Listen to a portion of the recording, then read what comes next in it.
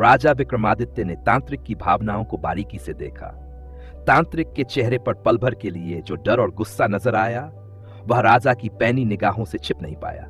राजा ने मुस्कुराते हुए कहा, तुम्हारे सवाल से पहले मेरा एक सवाल है, क्या तुम खुद इस पोटली को खोलने से डरते हो? तांत्रिक चौंक गया। उसने गुस्से में कहा, मैं डरता नहीं विक्रमादित्य, पर यह पोटली केवल उसके लिए खुलती है जो इसे संभालने की क्षमता रखता है। अगर तुम्हें अपने ऊपर भरोसा है तो इसे खोलो। राजा ने शांत स्वर में उत्तर दिया, बात भरोसे की नहीं, समझदारी की है। एक सच्चा राजा कोई भी निर्णय जल्दबाजी में नहीं लेता। पर इससे पहले कि मैं फैसला करूं, तुम मुझे यह बताओ कि इस पोटली के भीतर क्या है?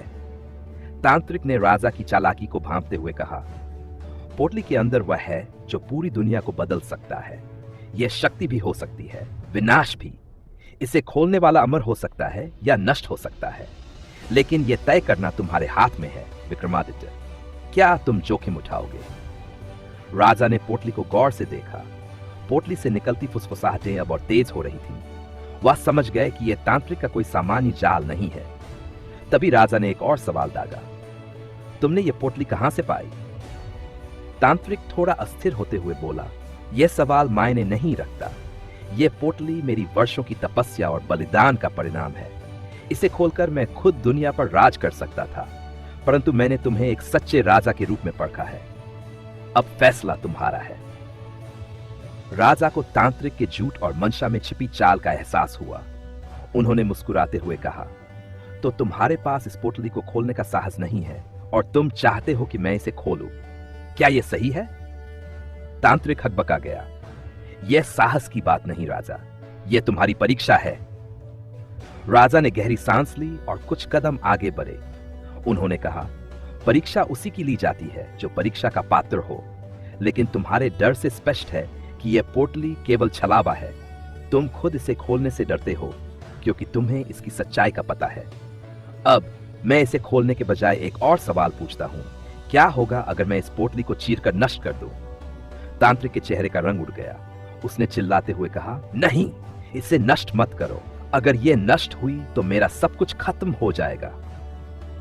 यह सुनकर राजा विक्रमादित्य समझ गए कि पोटली केवल एक जाल थी। उन्होंने अपनी तलवार निकाली और पोटली पर वार करने की मुद्रा बनाई। तांत्रिक घबराकर राजा के पैरों में गिर पड़ा और गिड़गिड़ाने लगा, मुझे माफ कर दो महाराज, यह सब मेरी चाल थी। इस पोटली में केवल भ्रम है, कुछ भी नहीं। मैंने इसे गांव वालों को वश में करने के लिए इस्तेमाल किया। राजा ने तलवार को पीछे किया और बोले, एक सच्चा राजा छल का सहारा नहीं लेता। तुमने अपनी ताकत का दुरुपयोग किया है, अब तुम्हें इसके परिणाम भुगतने होंगे। विक्रमादित्य ने अपने सैनिकों को बुलाकर तांत्रिक को बंदी बना लिया और पोटली को जला देने का आदेश दिया। पोटली के जलते ही उसमें से एक काले धुएं का बादल उठा और जंगल से गायब हो गया। तांत्रिक को कैद कर लिया गया और गांव वालों को विक्रमादित्य ने आश्वासन दिया कि अब वे सुरक्षित हैं। अगर आप इससे भी दिलचस्प कहानी सुनना चाहते हैं तो सब्सक्राइब करना न भूलें।